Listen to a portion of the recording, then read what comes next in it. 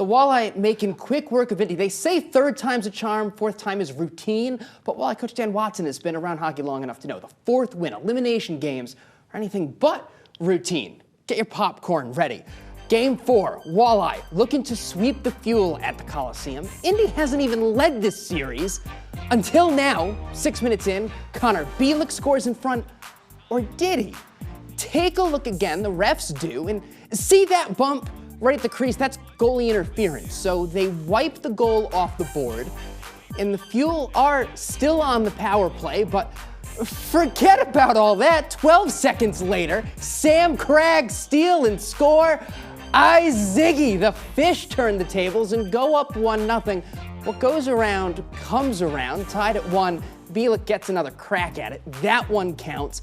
And the Fuel finally lead for all of 63 seconds. Gordy Green sets Brandon Hawkins, book it. We've got ourselves a game. 2-2 going to the first intermission. 3-2 Fuel. After 2, thanks to Alex Weidman, but no more thanks to John Letherman. 18 saves, 10 of them in the third to keep the Fish floating. We'll all float on all right. 2-on-1, Gordy Green, Kirill Tatayev, tie game. 3-3 with 7 minutes left, and you can feel the momentum start to swing. 2 minutes later, who else would it be? Gordy to Hawk, break out the brooms. TJ Hensick adds an empty netter. 5-3 tonight, 4 games to none for the series, but they had to dig deep to get this one done. Obviously putting the team together for the playoffs, we saw these guys play like this through that 18-game win streak. I don't like to bring that back up because it is regular season. It's a completely different animal, but these guys work extremely hard. You know, they buy into the way they need to play as a group. Every team plays a different way a little bit, but these guys are competing. They're working hard. And I just think, you know, special teams, again, PK came up huge. Left made some big saves there in the third as well. Just everyone's chipping in. I think it just shows we have a special group here. We've been saying it here all year, and just kind of found a way, stuck with it, kept getting pucks in behind them, and then a couple good plays there at the end to finish it off. The Walleye are the first team to punch their ticket to the division finals. They've got Fort Wayne or Cincy next. We've got Matt Melzak and Claire Down next.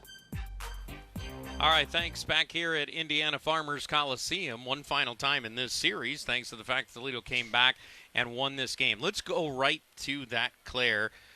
You know, the way they turned it around going to the third period, down by 1, Indy, they had their shot. They were leading going to the third period, exactly what they wanted, and that yet Toledo turned the tables on them.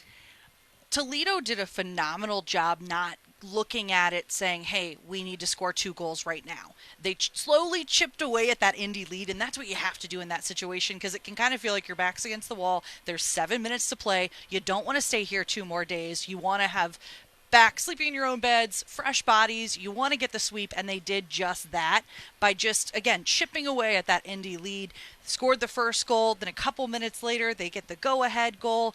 I mean, picture-perfect ending. I hope you watched the third period because, my gosh, if you decided to turn it off, you missed out. Yeah, you certainly did. And how about the fact that it was Kirill Tutayev who turned the puck over that gave Alex Weidman the goal that gave Indy the lead? Guess who scored the goal to tie the game? Kirill Tutayev. That's something that isn't lost on him, I'm sure. You know that it's, yes, so you're kind of turning the next page and making sure that you're focusing on what's happening at hand, but that's something as a player that sticks with you, and you feel like, man, I'm -1 now. I need to get back to even or back to +1, and he did just that. He certainly did. Gordy Green, 3-assist performance tonight, leading the way when Toledo needed to play. They got it out of him tonight. So they advance. Now it's a wait and see. Who will they get? Will it be Fort Wayne? Will it be Cincinnati?